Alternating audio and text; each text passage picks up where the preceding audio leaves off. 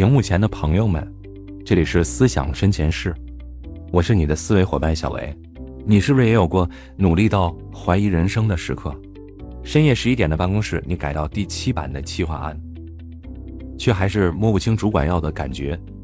手机里20多个付费课程，花了近万元的学费，结果突发任务来临时依旧慌乱。减肥3个月，啃水煮菜，体重秤数字却像生了根，反弹比掉秤还快。你明明比身边人拼，为啥总是吃力不讨好？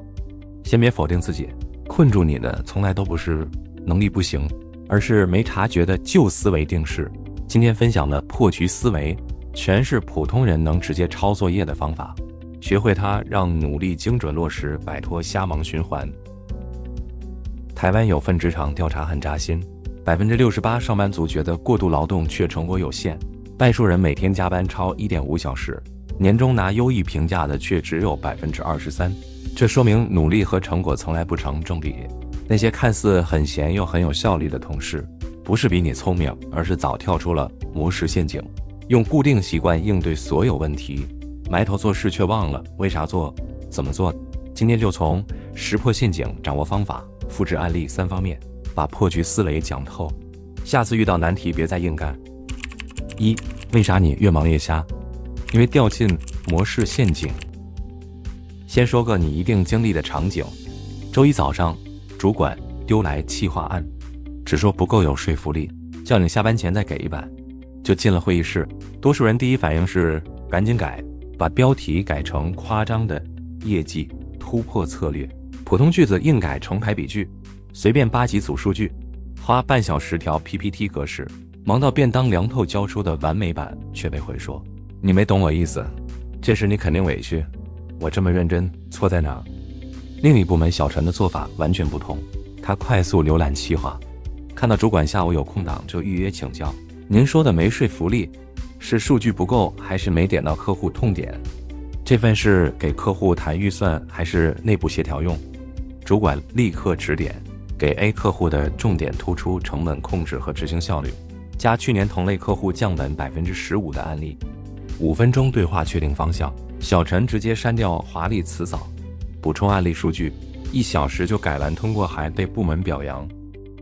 两人差别就在于是否掉进模式陷阱，把修改格式当努力，忘了先确认核心目标。我认识的社群小编阿凯，听前辈说更新频率决定粉丝增长，每天发3篇推文2支影片，半年粉丝不到900，连广告都接不到。后来他在粉丝群发问卷，才知80%粉丝是想学办公软件的新人。他立刻调整，每周发2篇深度文，1支教程，比如 Excel 透视表3步速成，第1篇就暴涨5000点阅，粉丝周增2000，1个月就接到推广。阿凯后来说，以前以为努力是做得多，现在才懂是做得对。其实减肥只知少吃多动，创业只会砸钱推广，感情里盲目付出，都是没找对根源，只应对表面症状。2. 破局超简单，关键就2步。有朋友会问，我知道被困住，但要怎么跳出来？破局核心就12字，找准根源问题，敢于推倒重来。先说找根源，也就是找原问题，问题背后的源头。比如赚钱难是表面问题，往下挖可能是技能不够，没变现管道或缺商业思维。解法完全不同，技能不够就学数据分析剪辑，没管道就拓展行业社群，缺思维就看成功案例学转化。再说推倒重来，不是让你辞职闯荡，而是打破我一直这么做的定式。我表哥在台中开家常菜馆，生意好就开分店，换年轻厨师推网红菜，结果分店亏损，老店客人也少了。他关店3天，蹲门口问老顾客才知道，新厨师做的菜花哨还偏咸，服务也马虎，催菜要等半小时。他赶紧请回老厨师，加强员工培训，规定20分钟内上菜，餐具3洗3消。调整后第1个周末，老店就坐满了人。表哥感慨，推倒错误尝试，回到初心才对。3招学会找根源问题，从此不瞎忙。接下来分享3个找源问题的实用方法，都是身边破局成功者总结的，5分钟就能理清思路。第1个是包洋葱法，连续问5个为什么，挖到根源。这是从丰田管理法演变来的，穿透表面超管用。一、剥洋葱法，多问几句为什么。比如专案延迟，多数领导只会逼加班，但其实用剥洋葱法一问就清楚。一、为啥延迟？因为核心功能没做出来。二、为啥做不出？技术难度太大。三、为啥现在才说？产品没提前确认可行性。四、为啥没确认？没开需求同步会，只发了群公告。五、为啥没开会？公司没这个规定，各部门各自为战，根源付出，缺三方同步流程。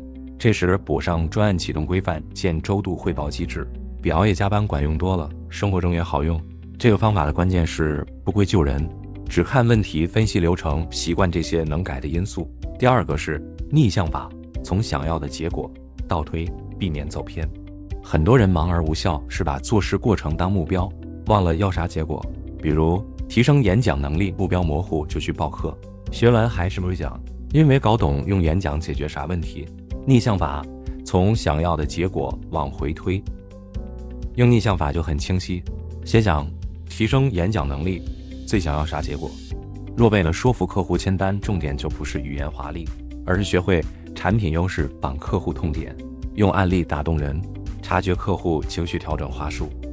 若为了让团队认可方案，就练逻辑清晰，数据扎实，把执行步骤、效果、风险讲明白，让大家觉得靠谱能落实。第三个是排除法，把无关因素去掉，聚焦关键。比如手机店业绩掉了，别乱猜客人少了，先看数据，进店人数没少就是成交率低，再排除货没缺价没涨，那就是销售没说到点上。针对培训销售戳客户痛点问题，就能很快解决。四、普通人的破局故事你也能复制。一、职场妈妈理解，从分身乏术到准时下班。行政主管理解，宝宝3岁，每天送托上班做饭哄睡，忙到崩溃。后来他发现自己总结分外事，帮同事做 PPT， 替人收快递。他开始学会说不，把非核心工作交给下属，还做了常用表单模板，不用每次重写。现在他准时下班，周末带娃去公园，工作也没耽误。二、创业小张，从亏本倒闭到全台连线。创业的小张一开始做服装批发，跟人拼低价，结果货品杂利温薄，快倒闭时才转思路，做小众设计师品牌，专服务想穿的独特的实体店老板，配专人跟单。现在他客户从北到南业绩翻了10倍。这些故事是不是超有代入感？他们没啥特殊本事，就是敢打破旧习惯，找对了自己的节奏。对了，你现在是不是也有卡关的事？工作没方向，减肥总失败，还是感情有烦恼？赶紧在留言区告诉我，我们一起拆解问题。记得订阅思想深前世，后续有更多实用技巧，开启小铃铛才不会错过更新。五、别踩这5个坑，破局更顺利。一、别把逃避当推倒重来，工作不顺就辞职，感情不好就分手，这是逃避，不是破局。二、别只想不做，天天研究方法却不动手，永远停在原地。三、别抄别人的路，别人做短影片赚钱就跟风，没考虑自己擅不擅长，肯定会翻车。四、别追求一步到位，新模式必经试错，接受不完美，慢慢调整才长久。五、别贪短期好处，过度节食减肥反弹快，投机取巧赚钱迟早还，长期主义才稳，你的努力值得更好的结果。最后想说，你真的不用逼自己全年无休的忙，所谓破局思维，就学会聪明的努力，先停一停，找对方向，再动手执行。现在花1分钟问自己，我最卡关的事是啥？根源在哪儿？明天先做一件解决根源的小事，比如问主管工作核心目标。